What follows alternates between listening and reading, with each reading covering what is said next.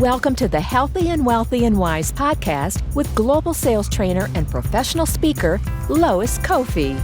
Each week, it is her goal to share inspiration and education for you to be, do, have the best health and wealth and wisdom for your life. Well, all right. Happy Friday, everyone. It's that time again. Coach Lois here with another episode of Healthy and Wealthy and Wise. Again, this is a show designed for you, the entrepreneur, the solopreneur, the salesperson, to learn how to be your best and highest version of yourself through your health, through your wealth, whatever that means for you. And then, of course, bringing expert guests each week to bring you wisdom, golden nuggets, things that are tried and true that have worked for them. So sharing from their mistakes, their experience, and of course their expertise to guide you and show you the way. Super excited to have my friend Lisa here today. We met here in Southern California back in the day when you you could get together in person with ease before the pandemic. And I was so impressed by her confidence and her friendliness and just her groundedness, and her energy is amazing. So I know she's going to be bringing a lot of amazing energy today. And she's a confidence coach who helps people get the confidence to do the work their way, kind of like they were born to do, right? And so a big topic that we're going to talk about today is the topic of people pleasing.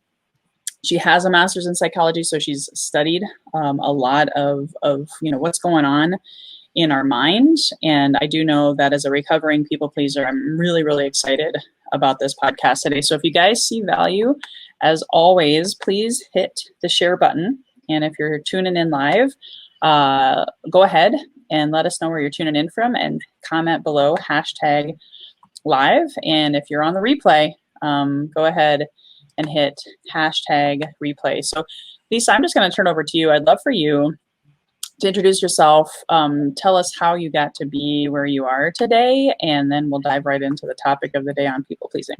Of course. Well, thank you so much, Lois. It's so wonderful to be here with you. I remember when we met as well, and just being attracted to the energy that you bring. So thank you so much for this opportunity.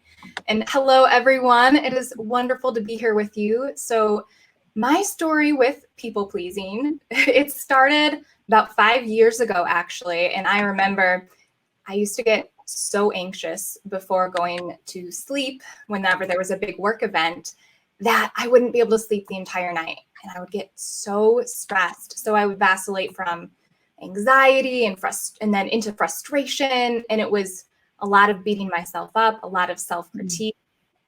And so I would try to overcompensate by working longer hours, doing whatever was wanted of me in the team, not really thinking about boundaries in terms of workload or anything like that. And it got to be a little much. Got to the point where I started to wonder if I could even cut it in the workplace. So then I discovered coaching, and I've applied a lot of the tools about people pleasing and building your confidence to my own life. And that's how I shifted out of it. But I think before the show started, you and I were talking, and it isn't like you flip a switch and all of a sudden you're done. I mean, at least if you found the switch, please tell me where it is, because I have not found that. But there are things you can do to not make it a habit. And there are things that you can do to help yourself hit pause, even to stop the behavior and shift your identity with that. Ooh, I like that. I hope you guys are taking notes. This is really important stuff. So first of all, there's two questions I have for you, if we can dive right into this, because I think there's some people out there who maybe, I've heard a ton about people pleasing since last year. And it really is something that I looked in the mirror and recognized, oh my gosh, that's me. First question, can you define, you said like working long hours, but can you maybe give even more examples of how does one know that they're suffering from people pleasing? Yeah, I think bottom line, people pleasing is lying. Even with the best intentions, it's lying, because you're not being truthful to yourself about what you want, and you're not expressing it to others. And it comes really deep down. What I find most times with myself and with my clients is it's from a need for control. We feel like we need to control. We want them to feel good about us so that we can feel good about us. But we make this roundabout process where in order to feel good about us, they have to feel good about us, which we can't control, but we try to control with our behaviors. So we get stuck in this cycle. And even if they do feel good about us, we don't really get to truly feel good about us because we're not really there for us. It's almost like you become, I know this is what I did, wearing a mask and trying to be someone who I wasn't for other people, leaders in my life, mentors in my life. Even sometimes it happens, you might even have a coach who's trying to mold you into a certain path, and maybe that's not even where you really are meant to go. Would you say any of that is accurate as well? I would agree. And I think high achievers, people also who maybe were really good at school, who are pretty smart, they can see oftentimes what other people are wanting. And it's easy to shift, and we've been rewarded for it our whole life. I mean, you study, you get the A, you're praised for that. And so you do those behaviors without even checking in, is this what I really want? Right on. Yeah, I can relate to that. I was, and I'm always willing to be vulnerable, and maybe you can even build on this, because I'm sure with your master's in psychology, you studied this, but like I was born and raised by a single dad and had a lot of, childhood traumas, like when my mom left. And I know I, at some point, made a decision to be a people pleaser by getting straight A's, being the good girl, always following the rules, not making waves. Thankfully, that changed later in life because now I love to make waves. But don't you think that a lot of the people pleasing comes from trauma or false beliefs that have been either probably projected from others or created in our moment of trying to protect ourselves in that bubble of fear of loss, fear of abandonment, fear of rejection, whatever? Yeah, 100%. And I think it comes back to that control. If we fear the abandonment, so we do something we think will help them not abandon us. But we can't make somebody stay. We can't make somebody like us. And I think that's one of the hardest things to realize, because we have all this evidence for how, but if I did this thing, then they responded in this way, but it's still their choice. And even if they like you, they're not really liking you. They're liking this masked version of you. Wow. Yeah, that's powerful. Can I ask another question? Of course. Yeah. Because this is and this is important, because I work with a lot of coaches, podcasters, a lot of people who are where I was before the pandemic, before I recognized my people-pleasing habits. And really, I was kind of addicted to it. It was like dopamine hits all the time when I said yes, and overcommitting and, oh, yes, sir, I'll do that. Yep. Yep. And I was getting approval, right, in my mind.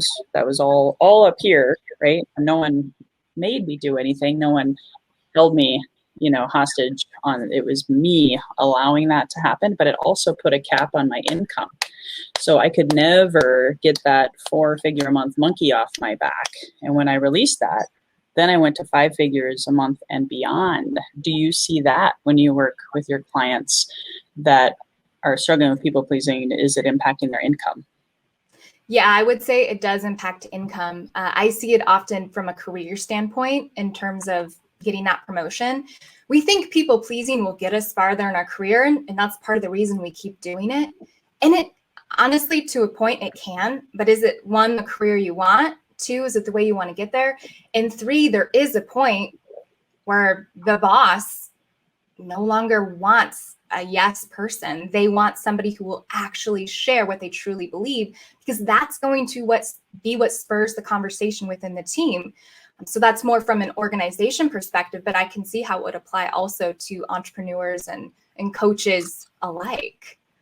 Right on. Cool. I just want to say hi to Elizabeth. She's one of our biggest fans, showing up here on the podcast and tuning in live from the Southern California desert. So just as a reminder, guys, if you see value in this topic today of people pleasing, do you know someone who struggles with saying no? Do you know someone who struggles with, always seeking approval in ways of things like overworking, overcommitting, things of that nature, please hit the share button and start throwing out questions, because we only have Lisa here for 30 minutes today. I'd love for you guys to ask questions and not just me. Maybe this would be a good time for you to tell about any testimonials of what you've seen that helped your clients overcome or start, like we said, it's not an overnight success, start releasing that people-pleasing behavior. For sure. And I'll start just with, my first client, which was myself, as it often is for people in this industry. And I remember this was before I was doing my own business. I worked in a position and I would always stay late. I thought I was doing it to help the company. And yes, I was. But if I really got real with myself, I was scared to go home at a reasonable time because of what my boss would think. They wouldn't think I was, putting in, I wasn't being a team player. So I would stay late. And so for me, the first step, and I find this often to be true with clients as well, is to allow yourself to feel however you would feel for you to leave. So for me, thinking about leaving work on time, like at the end of the day, would make me feel guilty. So normally what that would mean was, okay, guilt would mean stay at work later. And then after I've put in so much more time, send a quick email so they could tell and then leave. So what I had to do was say, okay, guilt means go. Guilt means leave the office. Guilt means I'm allowing myself to be willing to feel uncomfortable and show up for me and leave anyways. I think that at first was awful feeling. Like, I'm not going to lie. It wasn't the most fun to feel terrible and not stop doing what I was doing. But it allowed me to get to the point where I was showing up for me. And then eventually the guilt does dissipate. It doesn't stay where you're just feeling guilty every single day. Like you release it as you go, as you see you're okay. So it's kind of a testimonial from just my own life and my own experience in that way. I have to give you kudos, because not many people want to allow emotions and feelings, even though we were born as babies to do that. It usually we want to numb our feelings and our emotions and not and look the other way. So anyway, I think I interrupted you. What were you about to say? Well, first off, that's a great point. And that is, I think, a key need for overcoming people pleasing. And this gets to actually what I was going to mention next. Lois, I loved your note about dopamine and the dopamine hit you get from people pleasing. And that is real. Like, let's acknowledge it feels good to be in this place where you kind of feel like you're the reason they like you because of what you did for them. So what we want to do when we break this habit of people pleasing, it's kind of two things. One, it's breaking the habit, but then two, it's shifting your identity. But to start breaking the habit, we need a new way to get a dopamine hit, a way that isn't people pleasing. And so what I like to do, and I actually did this for myself and it's worked well for my clients as well, is I call it a self-supporter tracker. I track the times when I wanted to go against my truth, like say yes, do more work, agree to that fun event that is not sounding fun at all, really. I track the instances I wanted to people please but didn't. The times when I held my ground. The times when even if I didn't say no, I even just made it a pause to say, let me get back to you, so that you give yourself the space to really decide. So anytime you do that, track it. Write it down, note it. I was just thinking we need to create an app for that. You and we can go in on that. Maybe we'll find an investor. We're looking investors. We can create a people-pleasing recovery app. I know they have sobriety apps, so people-pleasing there's got to be something out there. If not, we'll create it. What do you think, Lisa? Let's do it. We're ready. We're looking for investors. Oh boy, this is funny. I have to share. I'm sorry, guys. If you don't use StreamYard very often, they don't show us your face. So I don't know who is saying this, but hey, wait, I'm people pleasing by jumping on Lois Kofi's program. That's right. Keep doing it. Keep drinking the Kool-Aid. Here's some good questions from the audience. Do you mind? Let's go for it. So Sean Waite says he feels like he's on the other end of the spectrum. So I assume you mean by not people pleasing, where I should care more about what others think, but I feel very selfish at times because I guess that he doesn't care. So is this a thing as well? Love that question. So what I would say is, I mean, yes, that is a thing. It's coming from the intention that you have. So it might be that you are stopping people pleasing before it happens, because the people pleasing is about the intention behind behind the behavior. So you are noticing it, still doing what you want, but acknowledging they might be upset. So there might be an inclination to people please that you're not taking. So you're already seeing it and stopping yourself from doing it. I also would just ask what, and I don't know if this is really what the question is about, but what is wrong with being selfish? There was a note about, being selfish in there, like, oh no, I shouldn't. I should, almost like maybe I should be a giver. I should do that. But I would push back and say, why? Because oftentimes when we think we should help people, if it's coming from that place of obligation, then it isn't true to us. And then we don't give the other person the opportunity to help themselves. Sometimes the best way to help another is to not do what they even want us to do. Oh, I think Sean can relate. He's one of my dearest friends. So Sean, I think that probably hits home because a lot of us, we do it because we want to help other people. And oftentimes we got to help ourselves. First, we got to fill our own cup before, because my cup was so empty. I didn't realize how unhappy I was and how like spread thin I was. Here I was thinking giver's gain. I'm going to help all these people. Zig Ziglar says, you'll get everything in life you want if you just help enough other people. That doesn't mean you do it in spite of yourself and kill yourself along the way. Yeah. Isn't there a saying out there that's like, when you don't know what to do, like help another? And I appreciate the sentiment of that, of supporting one another. But I think people actually do that as a distraction. People are so out of touch with themselves that they just go and do the things that they think will help others, because honestly, from a place of lacking their own identity, they don't know what they want. And then it is a form of self-sabotage. Yeah. And so what we need to do is hit that pause again. I mean, that's kind of like a theme we're talking about. Hit pause, check in with yourself. If you don't know what you want, wait until you do. Or try different things out to see what resonates with you instead of immediately doing what you know they want you to do. Even from a good intentioned place, if we constantly do that to distract ourselves from being in touch with ourselves, we never get to know us. And that is what the world is waiting to know, to be, to resonate with. That's what you're here to do. So that's what it takes, courage. And it isn't always easy, but it goes with, and I figured out who our maskless person is. So this is Frank. He's going to be on the podcast, guys, 2 weeks from today. Thank you, Frank, for being a promoter. He's been amazing. He says, what's a great way to break the cycle? Go cold turkey? Well, I think we already agreed that you can't go cold turkey. I personally don't think. I used to be a health and fitness coach. Cold turkey is actually usually another form of self-sabotage, the all or nothing approach. Wouldn't you agree, Lisa? I would completely agree. And thank you, Frank, for this question.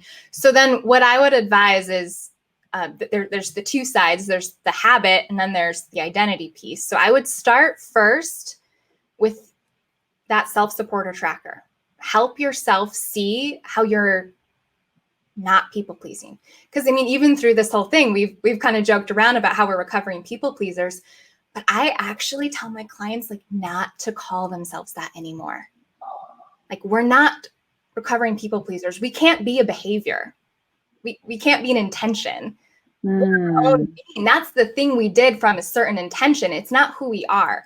So let's stay away from that label. And instead, what I like to do is start calling myself a self-supporter.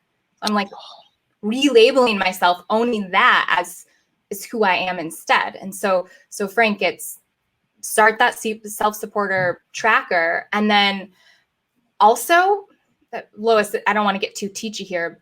There are 5 steps that I do find to help. Are you okay if I just quickly share. Knock them out. And just as a general reminder, if you guys are just joining us, comment below if you have questions. We got about another 11 minutes or so, and I know we're willing to go a little bit over today, right, Lisa? Because this topic is near and dear to my heart, and I find a lot of people in the pandemic recognized it because they had the big pause that forced them to look in the mirror, even though it's painful as hell, right? And if you see value, hit the share button. Okay, so go ahead, take it away. Awesome. So the first step is we need to identify the symptoms. So I was sharing earlier about how I would stay late at work because I would feel guilty if I left. So for me, my symptom was the feeling of guilt. What about for you? Is it anxiety about what someone will think if you don't agree? Is it maybe it's not a feeling, but an actual discomfort? You start to notice maybe your cheeks tingle, maybe you feel it in the pit of your stomach. You want to start identifying those symptoms. You don't have to try to change them yet. That's not the goal. This very first step, you just want to start to notice. Because once you build the awareness, then you won't notice it after you people pleased. You'll notice it right before. We want to build that because that is our point that we can shift is before the behavior, and before the behavior is the symptom. And that's a feeling, either physical or emotional. Sometimes it's a thought as well, or even just a general knowing inside. Like you kind of know you don't want to do that, or you're not being truthful. That indication, that's your symptom. And the second step, which we've talked about already, is to pause. You build a pause point. That's easy to say, harder to implement, but some ways I will do that myself is I will take a sip of water. Like if I'm in a meeting and I can't leave the room before I respond, take a sip of water. If they want an immediate response, I will talk out my answer. I will say, hey, I can't tell you exactly what I think. Here are the different points I'm reflecting on now, and I'll share that. And then I'll say, I will get back to you after I've had more time to make sure that, I'm really getting to the heart of your question. And being true to yourself. Yeah. Yes. That's so key. Because when we pause, sometimes what people do is they'll say, oh, I'll RSVP later. And then they never follow up. That's not what we mean. Because that's kind of another form of people pleasing where you don't want to upset them. So you just kind of ghost them. Only don't respond if that feels truly what you want to do. So that's the second step, is to pause. And then the third step, you want to check in with yourself. You want to ask yourself what you think. And sometimes I'll even tell people before they're going into a meeting, if they know what the meeting's about, ahead of time, ask themselves their opinion. Some of us need more time to process and to think about it. So if you can ask yourself ahead of time and already know what you think, knowing it might change, but at least then you have the gut check for yourself. Awesome. Perfect. That's the third step. And then you want to decide, which you basically do once you do that internal checkpoint, you see where you're at. And a decision is yes, no, or I don't know. That's allowed. And then fifth is that commitment to actually act upon it. And that's where you have to be willing to feel the guilt or the anxiety, or really give up the control of how the other person's going to respond. So that was a really long answer to your question, but those are the 5 steps that I find to really help you immediately start to make those shifts. No, I think that's great. So Frank, great question, because now we got some tips, some key tips. We have another question from Sean, and I chuckle because I can think of at least 3 industries on this one. But do you think certain industries attract more people pleasers? Like he works with a lot of real estate professionals. I was a realtor, and I remember very clearly, Lisa, I didn't work nights and weekends. I had people, if they were going to hire me and they expected me to jump every time my phone rang, they were not my client, because I wanted a life. I wanted balance. So I wasn't a people pleaser at the time, but I was surrounded by a lot of workaholics and people who had to have their phone on 24/7. So I could relate with that, Sean, but what do you think? Is it industry specific, or is it, I don't know. I hadn't thought about it that way before. Hearing that question, what came up for me was anyone in a helping profession. I could see they're wanting to help, and not that you are always a people pleaser if you're in that profession, but somebody maybe who's a therapist or social worker or something along there, I could see it coming up. Also consultants. I mean, they have clients that they're wanting to serve, and often at any hour, like you're saying with real estate. So I could see it coming up a lot there. So it might be more that there's more opportunities for it to present itself, or attributes of the job do attract people who really like to people please. That could be. I think it also comes down to too, are you full-time or are you part-time? Because I found in network marketing, and my journey, in my experience, a lot of times when we have part-time side hustles or plan Bs and things of that nature, that's actually what led me to become more of a people pleaser, because I thought I had to be available 7 days a week because there was some kind of scarcity. I also think people pleasing has a seed of scarcity, fear of loss, FOMO, fear of missing out. Like, I got to be on Facebook all the time to respond to someone. I got to check my email all the time. I got to have my texts on all the time and respond in a nanosecond so they still like me, So that was my personal experience. So I actually now want to coach network marketers and holistic healers. Oftentimes they want to heal, right? They want to be there, and you got to heal yourself and take care of yourself. There's more than enough, right? Wouldn't you say a good way to not only be a self-supporter is to have an abundant philosophy or mindset to help you remind yourself you are more than enough, and there's always enough time, there's always enough opportunities to help you combat that? I would completely agree. And this makes me think, I think sometimes we confuse helping with people pleasing. Every helping behavior isn't people pleasing. It comes down to, do I genuinely want to do this? Or am I doing it because I think they'll feel a certain way if I do it? So I'm giving up who I am in a way to make them feel a way so I can feel good.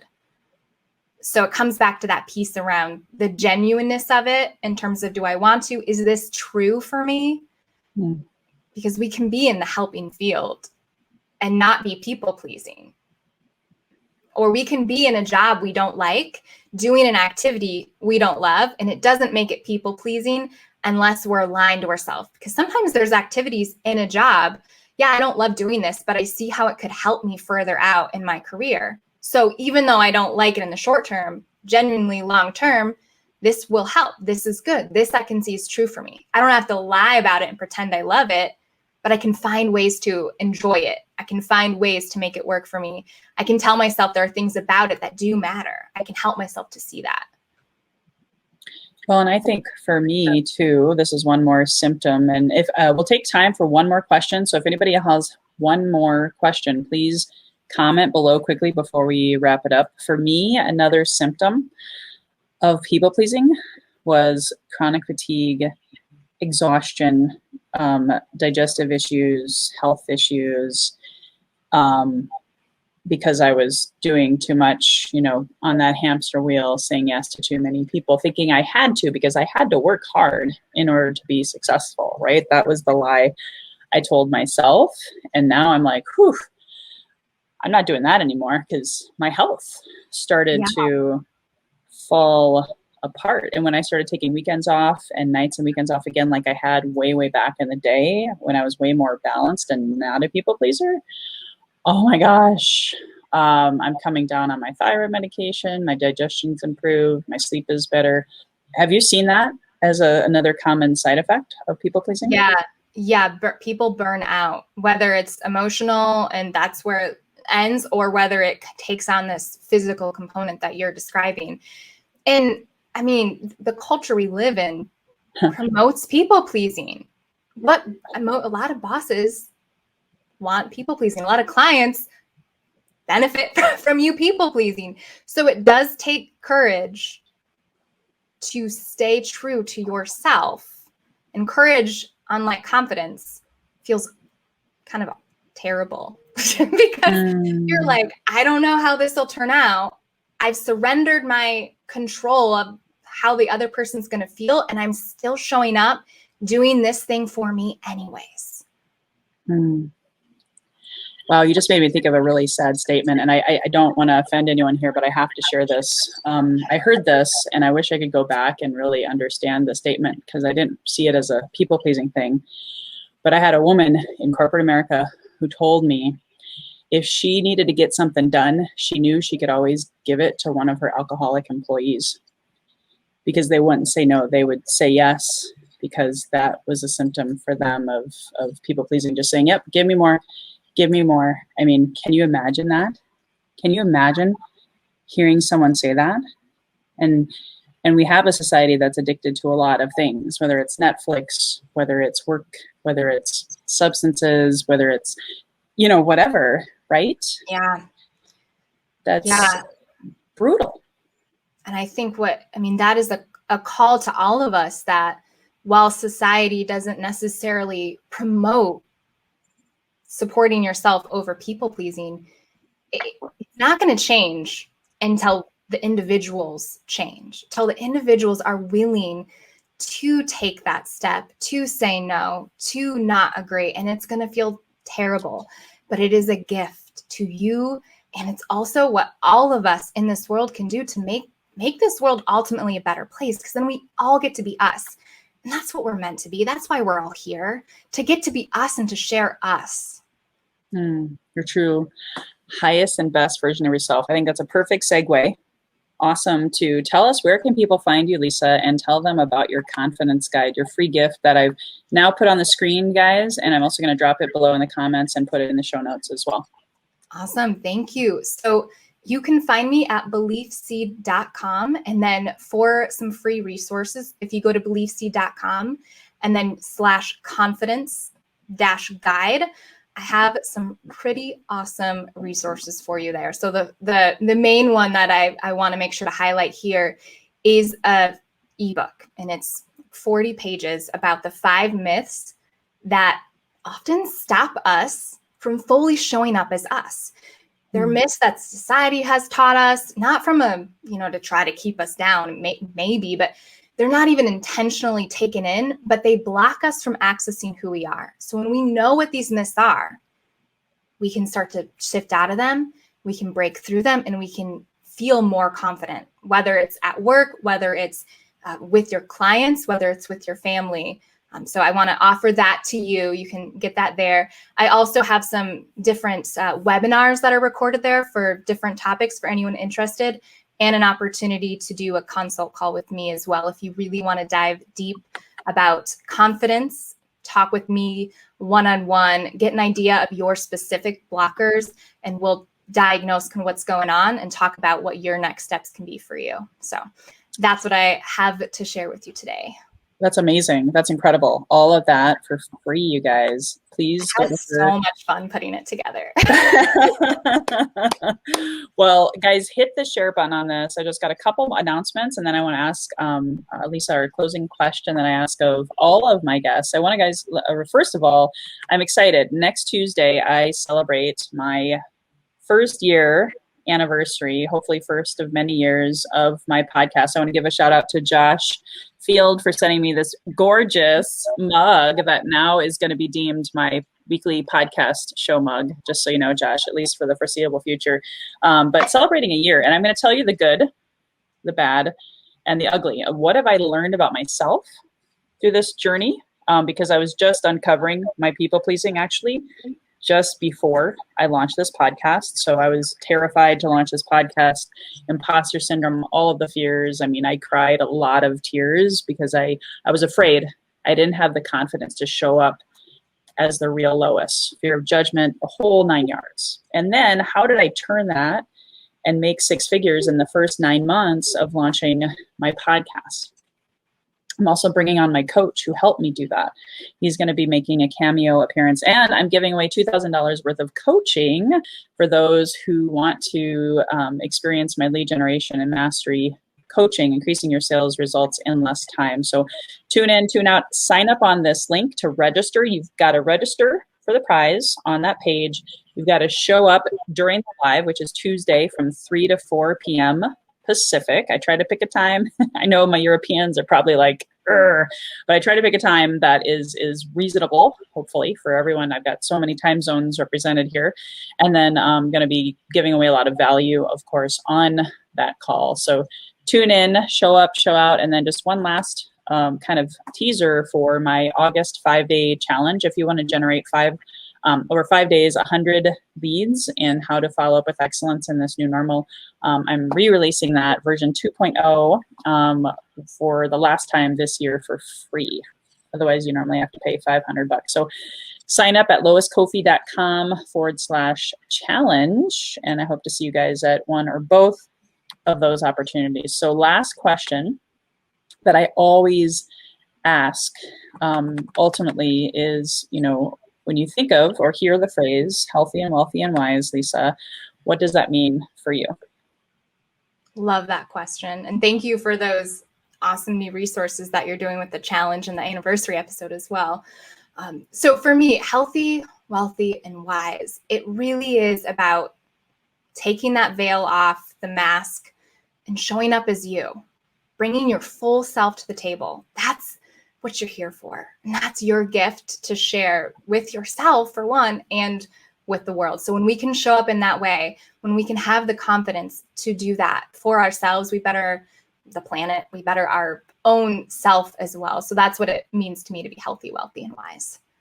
Yeah, it's so true. You're impacting the collective consciousness. If you don't know what that means, we'll talk about that another day, but you're impacting the universe when you show up as your highest and best self. I love it. I love it. Thank you so much for bringing your wisdom and knowledge today, Lisa.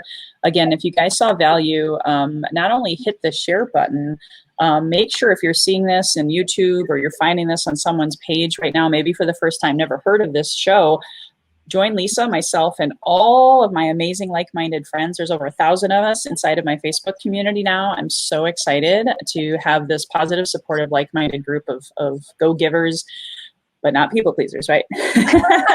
Self-supporters inside of, I'll never say I'm a recovering people pleaser after today. Thank you. Thank you. Thank you. Anyway, join us at healthyandwealthyandwise.com or look for us on Facebook at Healthy N, letter N, Wealthy, letter N, Wise podcast community. Invite your friends because this is always going to be real talk, no scripts, no pitches. We just really want you guys to self-discover all the best health and wealth that's meant for you because you are worthy. You are awesome. We love you. Thanks for tuning in and tuning out. Until next time, next Friday, we have Dana Hagstrom, who is a lead magnet expert on how to generate leads while you sleep. Get those leads in with a valuable lead magnet. And of course, follow up. Fortune is always in the follow-up. How do you do that in this new normal? So tune in next Friday, same time, same channel. Again, Coach Lois here signing off. Until then, here's to your best health, your best wealth, and your best wisdom. Bye-bye for now. Hey guys, thank you so much for listening to this episode. If you enjoyed this, please subscribe, refer a friend, and please drop me a rating or a review. If you do that, I'll reward you with a free 20-minute free coaching session on crafting your journey to your best self. Reach out to me at lois@loiscoffey.com to claim your 20-minute slot. Until next time, be healthy, wealthy, and wise.